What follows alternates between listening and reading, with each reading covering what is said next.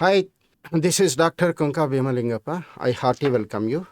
In this video, I'm going to discuss about one of the important CPU scheduling technique, namely non-preemptive shortest job first CPU scheduling technique, which comes under the subject operating system in computer science. So moving on to the topic. Yeah. Non-preemptive shortest job first. In the previous video, I discussed about preemptive shortest job first CPU scheduling technique and also first come first serve scheduling technique. It is my advice to go through that videos before you go through this video. In the description, I am going to provide the links of those videos. You please go through them before you go through this. Yeah, coming to this technique, there is non-preemptive shortest job first. So the basic difference between preemptive and non-preemptive is that in case of non-preemptive, once a CPU has been allocated to a process, the CPU is not going to get released from that process till completion of its job. So that is a non-preemptive technique. So, but now mainly we are interested in non-preemptive shortest job first. So, in the sense, while one process is under execution, if some other process enters in whose service time is smaller than the currently executing process, then being this is non-preemptive, you are not going to stop the current execution process. You are going to continue the execution of that same process which is under execution. Once that job is completed, then you may choose the execution of the next job. So that is what this non-preemptive scheduling technique. So suppose we have the following processes whose arrival times and burst times are given, then you are and also you are asked to find any of these things like say waiting time or turnaround time or say start time, finish time or response time. Then you are going to draw a Gantt chart using this SJF non-preemptive. So you are going to start the execution at 0th interval of time. So at 0th interval of time, you are available with process A, whose service time is what? That is 3 units of time. Being this is non-preemptive, once a process has executed its execution till its completion, that same process is going to continue. So its service time is 3. So till 3rd unit of time, that process A itself is going to continue. But while this process was under execution, some other new processes may be getting ready. For example, at 2nd interval of time, a new process, namely B, has entered into the queue, which needs 6 units of service time.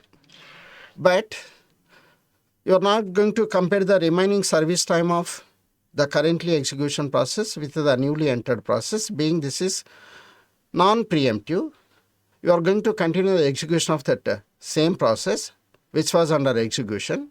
Only after completion, among the newly entered processes whose service time is small, that you are going to execute next. So at third interval of time, A has completed its execution. So its remaining service time is 0. So you are available with only this process B, whose service time is what? That is 6 units of time. Being this is non-preemptive, once a process is started, you are going to continue that same process till its completion. So the service time of this process B is what? 6 units. You are starting the process B at third interval. So till its completion, you are going to continue in the sense that is 6 more units of time. 3 plus 6, that is ninth interval of time. This process B is going to get completed, and its remaining service time is going to be what? That is 0. But while this process B was under execution, at different intervals of time, new processes are entering. So at fourth interval of time, a process C has entered, whose service time needed is of, that is 4 units. After B has been executed for 1 unit of time, this process C is entered. So the service time needed by this process B is 6. After it has been executed for 1 unit of time, at fourth interval of time, its remaining service time is going to be what? That is 5. So at fourth interval, a new process C has entered. But being this is non-preemptive, even though the service time needed by this process C is small when compared to the remaining service time of this process B, that the same process B is going to continue till its completion, being this is non-preemptive. So after process B has completed, and among all the newly processes entered whose service time is small, that job you may choose next for execution. So by the time this process B gets completed, at sixth interval of time, one more process, namely that is D is going to get entered, whose service time is of what? That is burst time, that is 5 units. So what is the remaining service time of this process B? Its total service time is 6. So from 3 to 6 it has got executed. That same. At 3 it has started. At 4th also that same B is continuing. Now at 6th interval a new process is entered. So what is the remaining time of this process C? That is 3 units of time it was needed. Total 6, 3 to 6 it has already executed. So remaining service time of this process B is 3. And then before this D, C was also entered. Its service time needed was 4 units, right? You are known. So by the time this process B has completed its execution, the remaining service time of this process B is 0. So now you have been left with C and D. C service time is 4. D service time is 5. And one more important thing. At 8th interval of time, before this B gets completed, a new process is also entered, that is E, whose service time is what? That is whose service time needed is, that is 2. So by the time the process B gets completed, you have been left with 3 processes, namely C, D, E, and they were entered in the same order, right? You are known. Of these 3, which has the smallest service time? E has the smallest service time. E has the smallest service time. Therefore, you are going to execute the. Now, no more new processes are entering. So, after B, you are going to start the execution of process E. You are going to start the execution of process E at 9th interval, and you are known its service time is 2 units. So till 11th interval of time, that E itself is going to get continued. So at this time, E is going to be, the remaining service time of this E is going to be 0. And then you have been left with what? C and D. C needs 4 and D needs 5. So of these C and D, which is small? That is C. 4 is small. It is a service time of what? That is process C. Therefore, you are going to start the execution of process C. So at 11th interval of time, you are going to start the execution of process C. Its service time is 4. So 11 plus 4, that is 15. So at 15th interval of time, remaining service time of this process C becomes 0. So all the and you have been left with only one process, namely what? That is D. Already A, B, E were completed. A, B, E were 0. And also C is 0. Now you have been left with only one process, that is D, whose service time is what? That is 5. So at 15th interval of time, you are going to start the execution of process D, and you are going to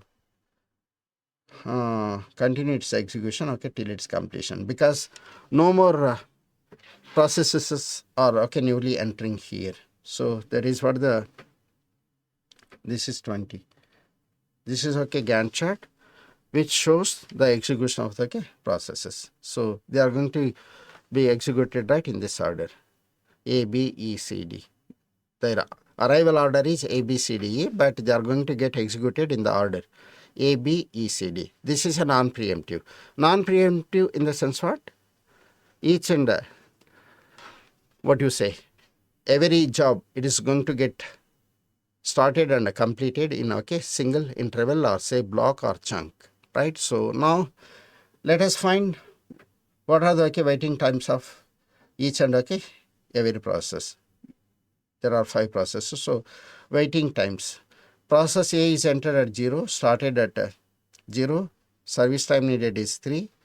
In single chunk only, it has got executed from 0 to 3. So waiting time of this process A is 0 itself. What is the waiting time of the process B? Entered at 2, started at 3, finished at 9. So waited from 2 to 3. Difference is 1. Process C entered at 4. At 4th interval, C has entered, you are known, right, at this point of time. When it has, and in single chunk only, it has got executed. From 4 to 11, it has waited. 11 minus 4, 7, right? Yeah. Process D, when it has entered, 6th interval. In single chunk only, it has got it. So 6 to 15, it has waited. 15 minus 6, that is 9. E, process E has entered at 8th interval, right? And it has started at 9. In single chunk only, it has got executed. Difference of 9 and 8. So for 1 unit of time, it has waited. So waiting time.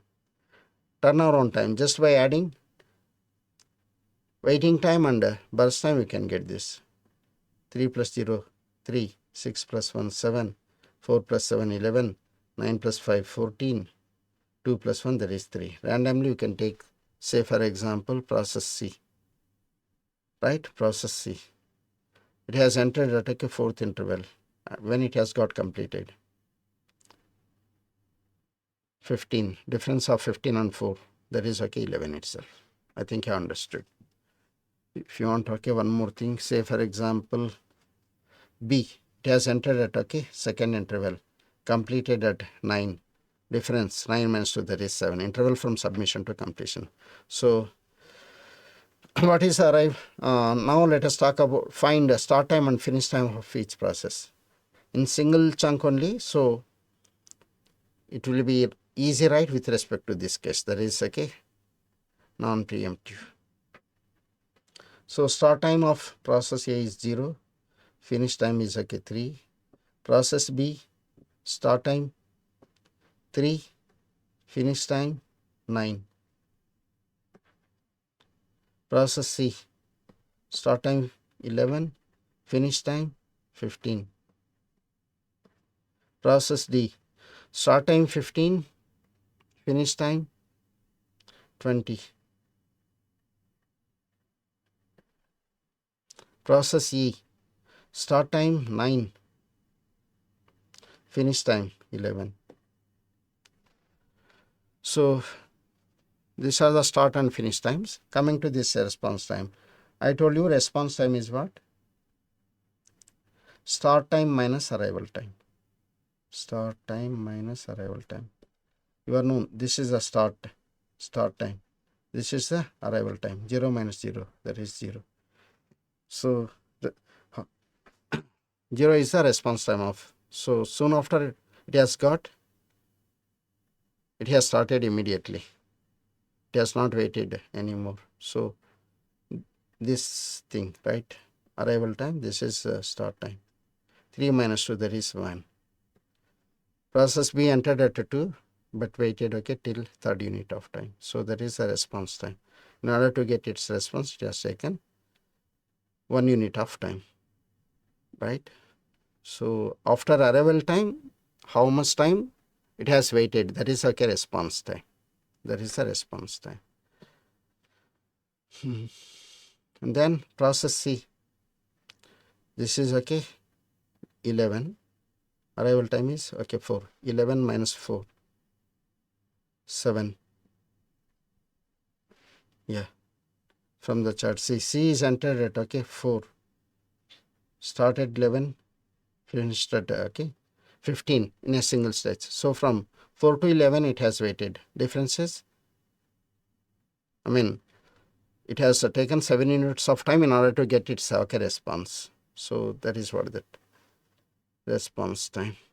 Process D, arrival time is 8, sorry, arrival time is 6, start time is 15. 15 minus 6, that is 9. 15 minus 6 is 9. This is 11 minus 8, that is 3. Take for example process D. It has entered at 8th interval, right? You are known. Sorry, process D is entered at 6th interval. From 6 to 15 it has waited, okay? 15 minus 6, that is 9. So that's what that, from the chart also you can tell. So this is what about non-preemptive SAF with an example. Thank you for watching the video. Wish you a good day.